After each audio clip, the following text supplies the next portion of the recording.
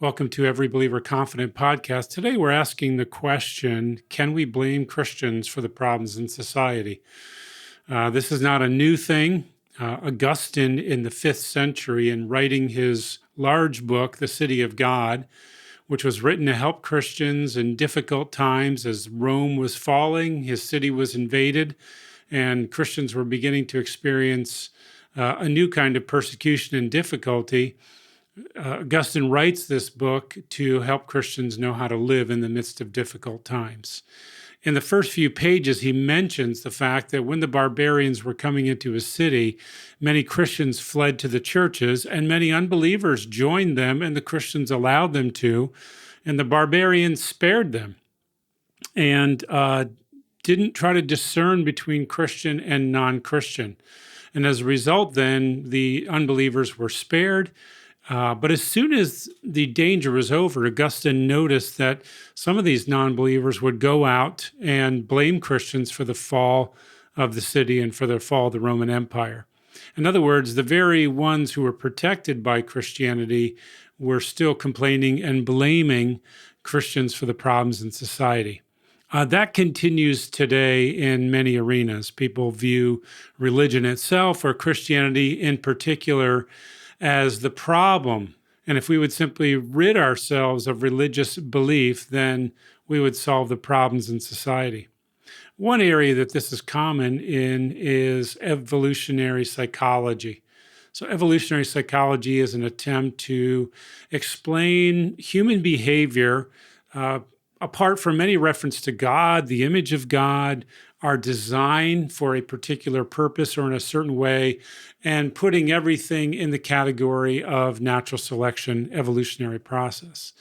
This has spawned many, many books and articles as people try to figure out, why do humans do the things that they do?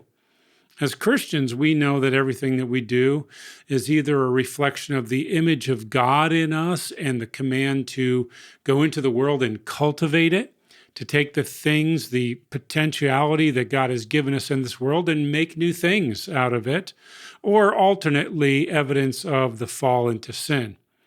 But evolutionary psychology rejects all that and says, no, only natural selection, survival of the fittest can explain. And as a result, then, evolutionary psychology is full of speculation. They look at everything humans do and they try to figure out, how did this develop over thousands or millions of years as apes developed into hominoids and humanoids? And how did we develop this evolutionary practice without any particular purpose other than survival?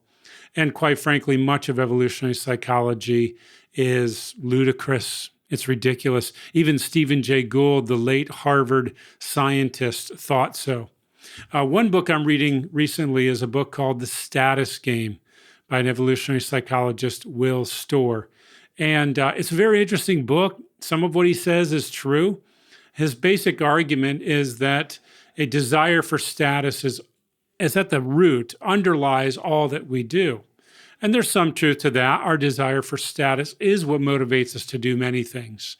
Our desire, for example, to get a well-paying job or a respectable job, to have a nice house or a nice car, to have children who are obedient, to dress in a certain way. All that reflects the status game, and there's a certain amount of truth in it. But Will Storr reduces then everything that we do to status, and it's too simplified. It's an oversimplification. For example, he says on page 43, the current dominant theory of why humans developed language is to gossip. I'm sorry, there's just no way I'm going to believe that. He doesn't present any evidence for that. It's all speculation. But according to him, we have to explain everything that people do by a means of survival, and he does that. His argument then that we argue or we live for status is only partially convincing. But one of the things that he does is he likes to point the finger at religion and say, this is what's holding us back. The fact that people still believe things that aren't scientifically proven, he believes is keeping us from further development. He says this on page 130. In the last 500 years, we've been through a scientific revolution and an enlightenment, quote unquote, great intellectual movements that led to the wonders of modernity, the modern world, and showed the irrational beliefs of old to be false. There's no reason anymore to cling to mad ideas. So why do billions still cling? Why do billions of people still have religion? Why do we remain superstitious, gullible, and religious? The persistence of irrationality is a puzzle, but the status game suggests an explanation.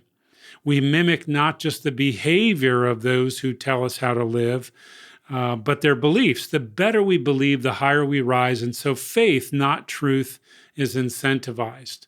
He basically assumes that religion is not the result of truth, of any reality, but it's simply, like everything else in life, a status game. And his argument then is that religion holds us back from being advanced people. And the truth is, it's a laughable idea. Historians will tell you, people like Tom Holland in his book Dominion, will tell you that until Christianity came along, there was no such thing as the concept of inherent human dignity and value in every person, or even the idea of the individual. Those were ideas Christianity brought along with the ideas that we were made in the image of God and we are creations of God. Other religions and worldviews at that time in the ancient world just simply didn't believe those things. So when someone tries to tell you religion's the problem in the world, if we would just get rid of religion, one of the things you can do is remind them of the 20th century. In the 20th century, between communism and fascism, both secular ideologies divorced from religion that were humanistic, those two ideologies resulted in the deaths of millions, perhaps hundreds of millions of people. In other words, the most recent murderous century in our history as human beings is not anything to do with religion, but entirely to do with the absence of it. Along with that is another concept that's taught in this book by William Cavanaugh, The Myth of Religious Violence. In this book, he basically seeks to explode the idea that there's something about religion that especially leads to violence. And Cavanaugh says the facts simply don't back that up. He says, rather, this was a myth invented in the 20th century by secular humanists to try to pin the blame on something. And so they pinned it on religion, as if secularism, as if atheism and humanism are not religions in themselves, which they are most certainly.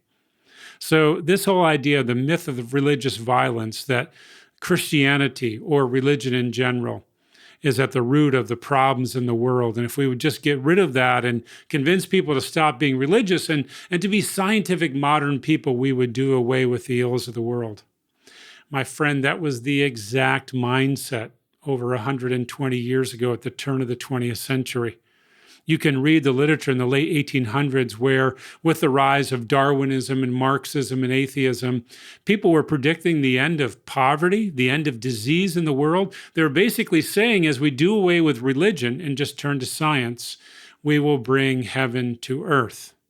And instead, what happened over the next 50 years was the slaughter of more people than any other time period in the history of humanity.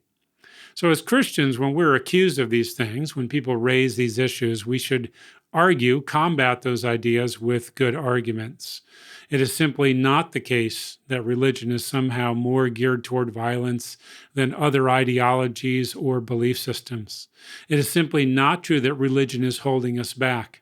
As I mentioned, Tom Holland, a secular historian, and his book Dominion, he points out the fact that Christianity has brought much good to the world. In fact, much of what we think of as human rights springs not from a secular worldview, but from Christianity, which says that God made us. We did not arise out of the primordial slime, and we are made in God's image, and therefore we have inherent dignity and value. Just because Christians have not always lived up to that does not mean it's not true.